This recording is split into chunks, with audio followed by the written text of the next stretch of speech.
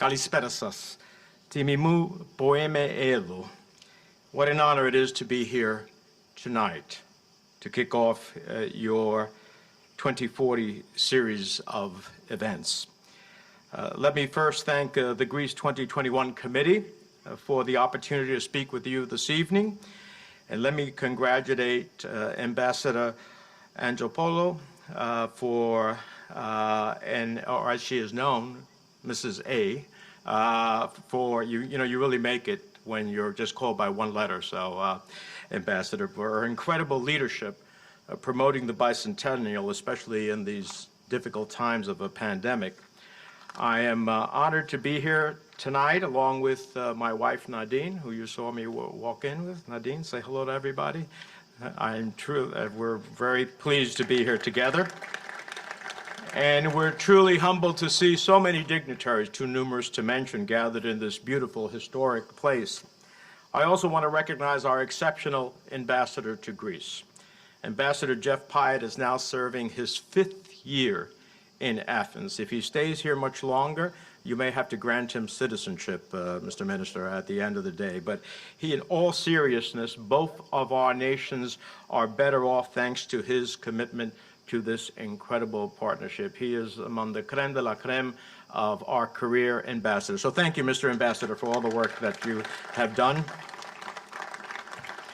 I also want to recognize Ambassador Haris Lalakos and Alexander Papadopoulou, who we, in our relationship, have benefited from. Greece has benefited from exceptional representation in Washington the last few years, and the ambassadors have played a key role in strengthening the bilateral relationship. Now, yes, thank you. They should be recognized.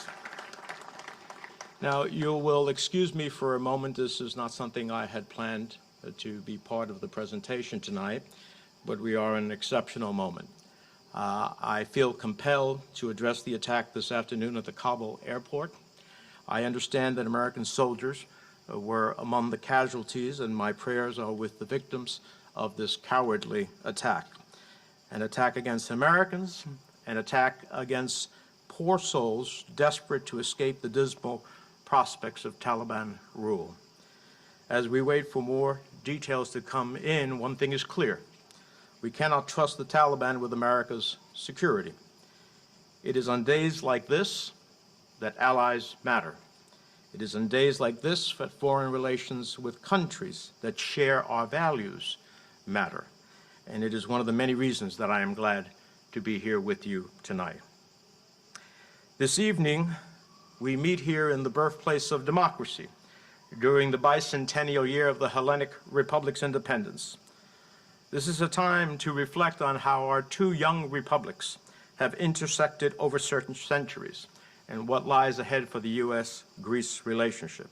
Tonight, I want to share my vision both for the region and the future of our partnership. It is a vision guided by the challenges we face, the values that we share, and the future we can build if and only if we do it together. Tonight, I stand before you not just a member of the United States Senate or as the chairman of the Senate Foreign Relations Committee. Tonight, from this sacred place of democracy, I also stand before you as a son of refugees who came to America from the island of Cuba, an island that to this day remains a dictatorship, a place where the freedoms we often take for granted are nowhere to be found, an island stifled by ruthless repression, and yet whose people still yearn to be free, an island whose people at this very moment may draw inspiration from the ideas of Clisthenes. Every day, I pray that the spark that lit the flame of democracy 2,500 years ago in this sacred place will guide the islands of my forefathers to freedom. It was that same spark, lit by ancient Greek thinkers who philosophized about democracy and the rule of law, that inspired America's founding fathers to declare our independence and establish our own republic. Even the architecture of the U.S. Capitol building is a testament to the foundational role Greece played in the dawn of our democracy. Walk under our magnificent Capitol dome, stroll the hallowed halls of Congress, and what you will see is the genius of the Greek-Italian artist Constantino Bromidi. What you will feel is reverence for democracy and the gift of freedom. It's hard when you do that to believe that earlier this year the world bore witness to a violent insurrection that shook the foundation of our republic. And though democracy and the rule of law prevail, the January 6th siege of the U.S. Capitol reminds us that we can never take these values for granted. It is up to us and free people around the world to keep alive the flame of democracy lit by ancient Greece millennia ago. Today, aspiring Democrats around the world continue to draw inspiration from the founding of the modern Hellenic Republic. The people of Greece fought hard for freedom from the Ottoman Empire. Thousands gave their lives so that they might build a modern republic atop this sacred ground. Heroes like Phareos, Kolokotronis, and Ipsiladis earned their place in the annals of the historic struggle for freedom. And their contemporaries in the United States took notice. U.S. Congressman Daniel Webster applauded, quote, "the struggle of an interesting and gallant people contending against fearful odds for the common privilege of human nature." Thomas Jefferson, the author of the American Declaration of Independence, also expressed his solidarity with the Greek people in a letter to Adamanios Koreas, the great intellectual voice of your revolution. He said, "No people sympathize more feeling than ours with the sufferings of your countrymen. None offer more sincere and ardent prayers to heaven for their success." And we cannot forget the many American Philhellenes who drew inspiration from your cause. These men and women left their homes and made the long trek to Greece, some with only the clothes on their backs, determined to see freedom prevail. Long before Dr. Samuel Gridley Howe became a prominent voice in America's fight to end slavery, he served with the Greek army as a surgeon and a soldier. Jonathan Peckman Miller, another future noted abolitionist, also served in the freedom struggle. Likewise, George Jarvis fought alongside the Greek people, working to supply food and medicine and clothing to those in need through the American Philhellene committees. Greek independence from the Ottoman Empire was a remarkable achievement, a true David versus Goliath story. And I am proud that these Americans were able to play a small role in that history. And we continue to stand with Greece today. As chairman of the Senate Foreign Relations Committee, this March I was proud to secure the unanimous approval of a resolution congratulating Greece on the 200th anniversary of its independence. And the very next day, the same resolution passed unanimously through the full Senate, a testament to our country's unwavering support for the Greek people and for our country's enduring partnership. Lord Byron, who died before the end of the War for Independence, famously wrote in his poem, The Isles of Greece, and I quote, "The mountains look on Marathon, and Marathon looks on the sea. And musing there an hour alone, I dreamed that Greece might still be free." Today, Byron's dream is a reality, and we revel in that Greece is free and that Greece is prosperous.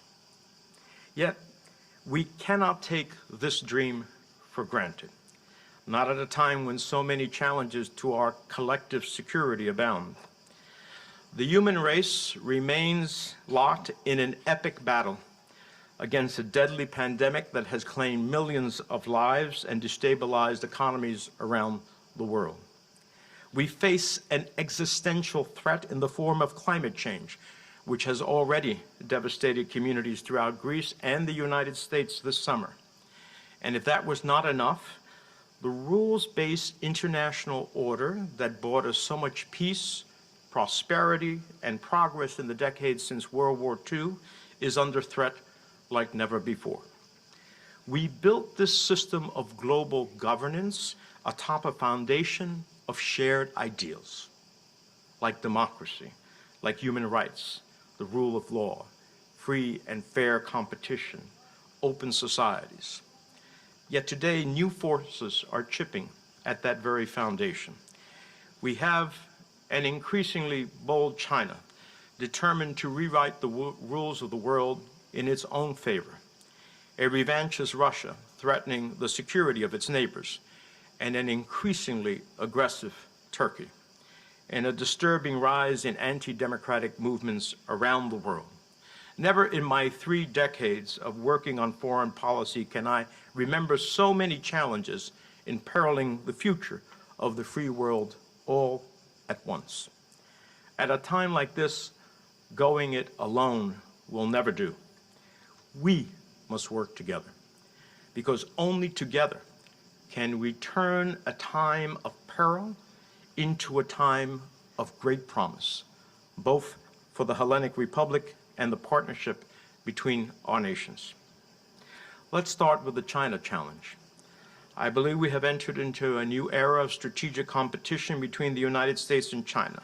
This competition, however, is not a choice between two nations. Rather, it is a choice between two visions for how we will govern ourselves as an international community and build a better world. One vision is driven by open societies, human rights, the rule of law, shared norms, and international institutions. The chorus of Asiklas beckoning us to embrace Demokratia here, the people's hand of power. The other vision, one of closed systems, repression, genocide, and the lawless world in which might makes right. That is the vision we see from China as it challenges the world across every dimension of power, politically, diplomatically, economically, technologically, and even culturally. Xi Jinping is advancing an alternative, deeply disturbing model for global governance based on an old-fashioned military antagonism, predatory economic practices, and digital authoritarianism. The United States, Greece, and our like-minded partners therefore face an enormous task. We must show the people of our countries and the world that our vision based on shared values can deliver greater prosperity, peace, and progress for all. Now that work begins at home, but it does not end there. For example, earlier this month, the Senate passed historic investments to American infrastructure that will help us build a more sustainable and prosperous economy. But as we invest in our people at home, we must ensure that they can compete abroad. We cannot ignore, for instance, when China uses lucrative port contracts to steamroll developing nations into unfair trade terms, or bends international organizations into ignoring its own horrific human rights abuses. We need strong alliances and partnerships to flourish in the 21st century global economy. Fortunately, back in May, the Senate passed a strong bipartisan bill aimed at responding to the China challenge. It will, among other things, bolster U.S. support for international organizations, counter malign efforts by the Chinese Communist Party to influence those institutions, invest in diplomacy, and better engage the Indo-Pacific. It's my hope that the House of Representatives will shortly pass this legislation and send it to the President's desk for his signature.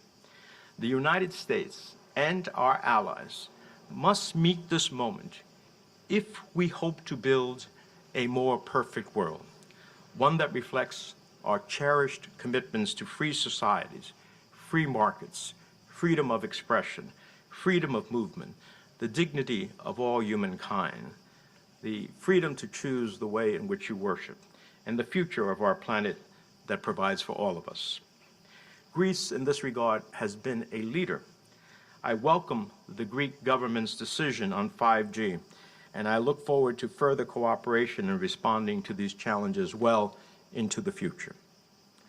Let me turn to Russia. When we take stock of Russia's behavior in recent years, we see that Putin has chosen escalation over stability and predictability at every turn. Russia continues to spread misinformation and sow discord in democracies worldwide. It is doing so throughout Europe.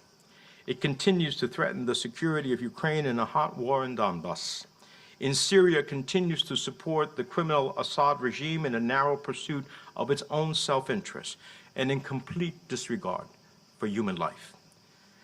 My friends, what Putin wants in Syria is no mystery. He wants to secure military access to the Mediterranean, to which Russia can threaten the Europeans' southern flank. But yet, even in Moscow, the spark of democracy first lit by the Greeks remains alive in the Russian people. Earlier this year, the world drew inspiration by the courage of Russian protesters who rallied in support of Alexei Navalny and a democratic future. We know that it will be the people of Russia, not the United States or anyone else, who will steer their struggle for democracy and ultimately determine their own destiny. Yet as democracies, America, Greece, and free people around the world must stand in solidarity with the Russian people in their desire to be free. With respect to Turkey, I know we all share the hope of a constructive, democratic partner that abides by its international commitments to NATO and its neighbors in the region. That is a hope that has not yet been realized.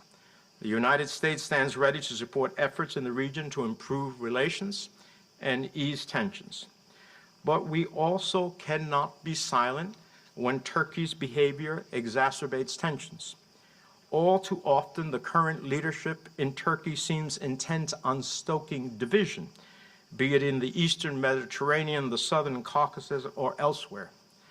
I expect the United States to hold Turkey accountable for this behavior when it happens, and to stand by our historic partners and allies who embody a commitment to democracy, human rights, and the rule of law. My friends,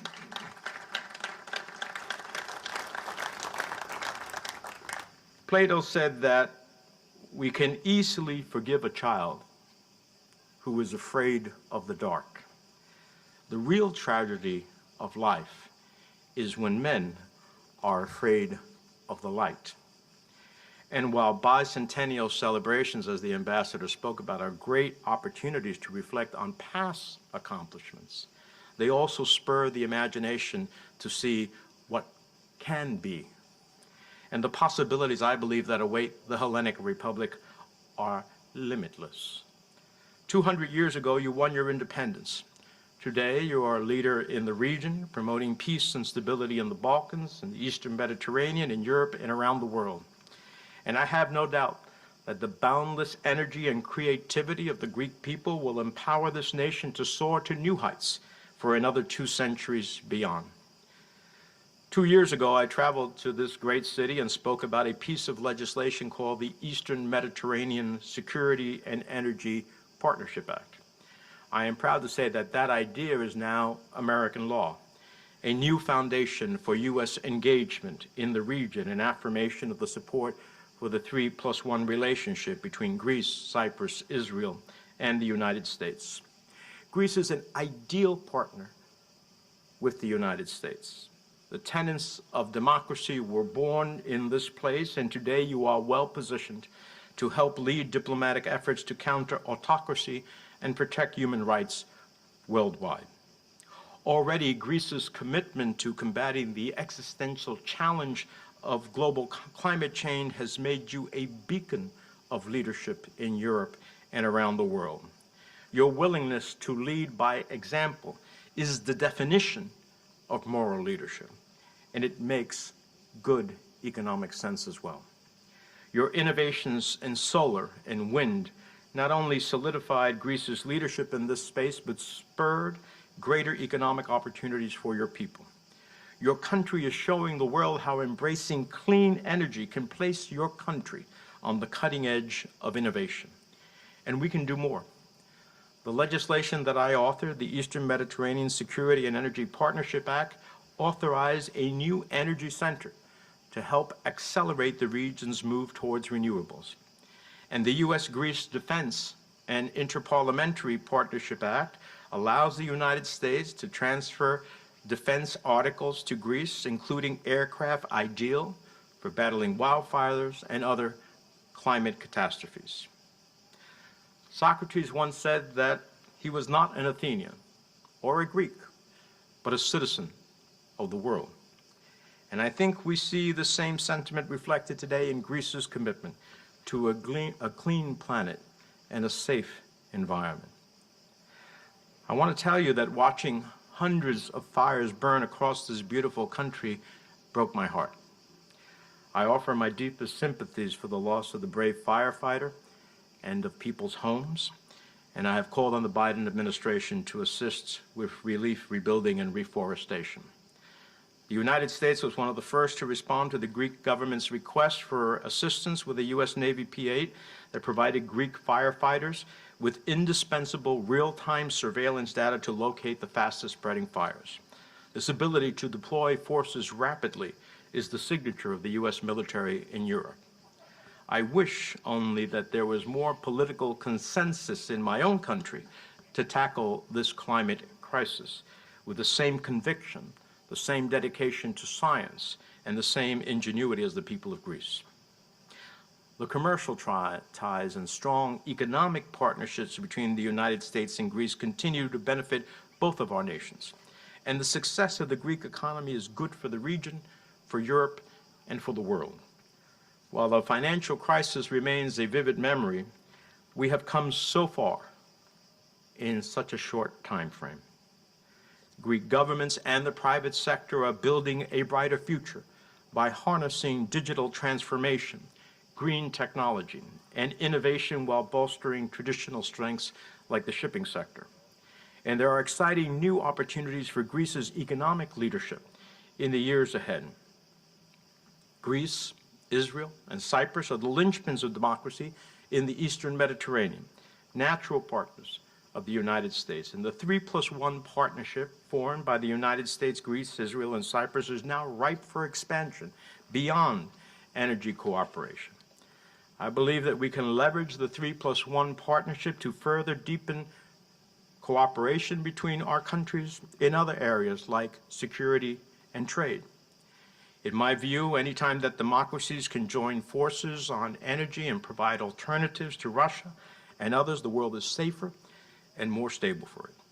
And given today's regional dynamics, including the direction of Turkey in recent years, I believe these partnerships have never mattered more. So you can rest assured I'll continue to champion the 3+1 partnership back at home in Washington. Likewise, I'm looking forward to the signing of the updated Mutual Defense Cooperation Agreement with Greece this year, which will both deepen our partnership while respecting Greek sovereignty. The U.S. Greece Defense Partnership Act, which I authored, has passed out of the Foreign Relations Committee, is now pending before the full Senate. On all of these fronts, the alliance between the United States and Greece has never been stronger. You're a reliable partner, a fellow democracy, a NATO ally, a European Union member, and a champion for peace and stability in the Eastern Mediterranean, the Balkans, and beyond. Yet perhaps the greatest source of our friendship between our two nations flows directly from the Greek and American people. The ties between the United States and Greece may be enabled by our governments, but they are nourished by our people and the values we share. Pericles, who is credited with initiating the construction of the Acropolis, said that what you leave behind is not what is engraved in stone monuments, but what is woven into the lives of others. Throughout history, Greek immigrants and Americans have helped to improve the lives of others in making the United States what it is today through their enterprising spirit, creativity, and ingenuity. My home state of New Jersey is fortunate to have a vibrant Greek-American community that contributes so much. And in one of our favorite national sports, on the basketball court, Americans everywhere marvel at the dominance of one Milwaukee Bucks player whose exalted status in our culture deems him recognizable by only one name, Giannis, the MVP, extraordinary athlete. Likewise, both of our nations benefit tremendously by the work of organizations so devoted to the U.S. Greece relationship. My own journey as a Philhellene began due to my friendship with the Cyprus Federation of America, and I have worked with them in the Hellenic American Leadership Council for years to improve the bilateral relationship we are celebrating today. Their work and the work of other groups like PASECA, HEPA, the American Hellenic Institute, the National Hellenic Society, and the Ohide Foundation have brought our nations closer together than ever before. These American Philhellenes deserve our gratitude for all they do in the tireless pursuit of a better future here in Greece and back at home in the United States. My friends, the United States and Greece should take pride in how far we've come. As someone who has championed the promise of this relationship for decades, I know that it has not always been this way. But rest assured, I have always, will always be proud to stand by Greece through times both good and bad. I truly believe our bilateral relationship is on the cusp of greatness. We share the same values, we face the same challenges, we hold the same interests. And because we enjoy strong bipartisan leadership in the United States and courageous multi-party leadership here, I believe there are no limits to what we can achieve together in the 21st century. I, for one, consider myself fortunate to be present at this moment. But it will be the task of future generations to bring this relationship to even greater heights. But I take pride in where we are today. One thing is clear. We are dedicated to the task at hand and the work ahead. From the ancient Greek thinkers who inspired America's framers, to the friendship between Jefferson and Koreas that gave succor to the Greek independence movement, to our shared commitment to advancing human freedom in the 21st century, our destinies have been and always will be forever linked. Our love of freedom, our belief in democracy, our trust in the rule of law is all part of our DNA. And that DNA will remain the foundation of the friendship between our nations for generations to come. Today, Greece is on the cusp of a new and exciting future, one with deep roots that both inspired the ancient world and continue to illuminate and inspire today, just as the shining Acropolis behind me. Tomorrow, I will humbly receive the Grand Cross and the Order of Honor from the President. I'm deeply moved by this honor.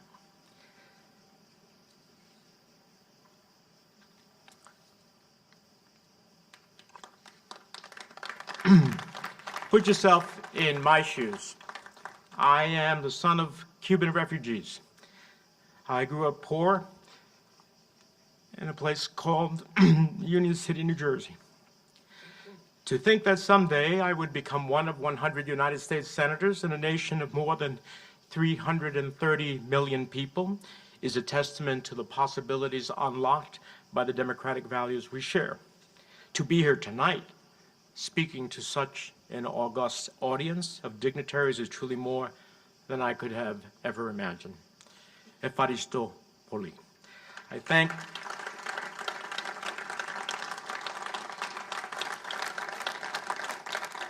the people of Greece for this honor. I thank you for the friendship, most importantly, between our nations. And I thank you for the opportunity to share with you a vision for the future I know that we can build together. Pericles tells us that freedom is the sure possession of those alone who have the courage to defend it. Let us, together, the United States of America and Greece, have the courage to defend it. Zito Elias, may God bless the Hellenic Republic and may God bless the United States of America. Kalinixto.